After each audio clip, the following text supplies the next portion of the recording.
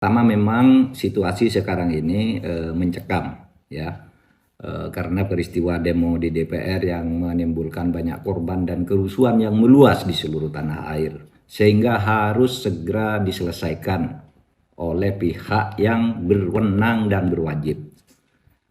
Kita tentu mendukung demo dan protes-protes itu 100% mendukung.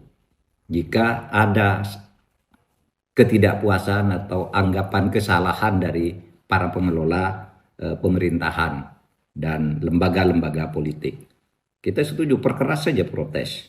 Kita mengerti itu. Tetapi yang terjadi sekarang mungkin sudah terlalu jauh. Satu, sudah menewaskan saudara Afan yang di DPR itu. Jangan lupa, di Makassar juga diberitakan hari ini 3 orang tewas ketika gedung DPRD itu diserbu oleh massa dan dibakar. Nah, di Bandung polisi itu dikejar-kejar habis oleh massa, sampai lari berhamburan, ditangkap, ditendang gitu.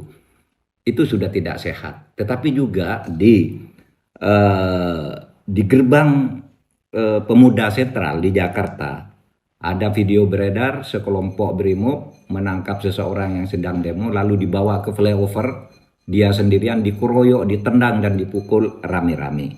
Banyak juga polisi yang berbaring di rumah sakit dalam keadaan luka parah. Bahkan ada polisi yang diculik dari Brimob Metro yang wajahnya luka luar biasa, bahkan badannya juga dipaku. Di jalan-jalan sekarang, yang terutama di depan beberapa polres yang tadi pagi saya lewat ketika menuju bandara, menuju Halim, itu banyak bangkai-bangkai mobil dan bekas bangunan-bangunan dijebol karena penjarahan. Oleh sebab itu, saudara, mari kita sadari bahwa ini tidak bagus, harus kita selesaikan.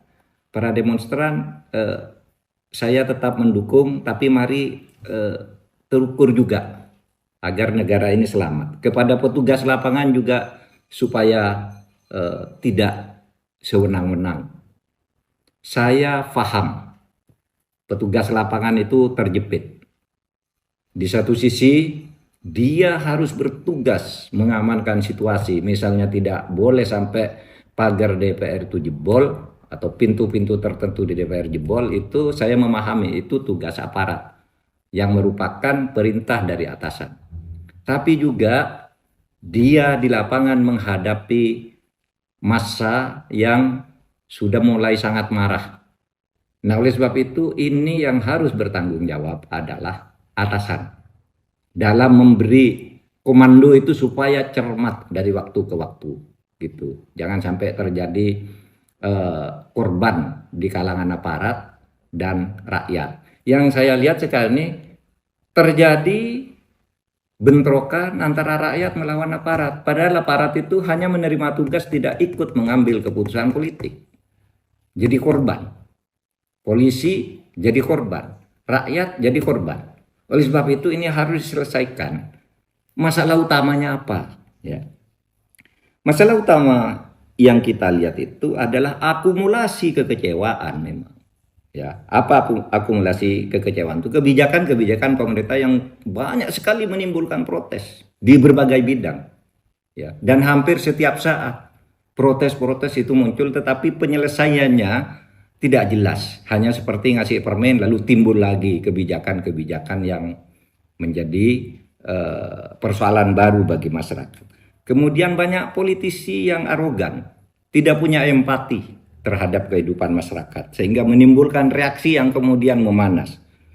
Lalu saya melihat juga tak menentunya proses penegakan hukum.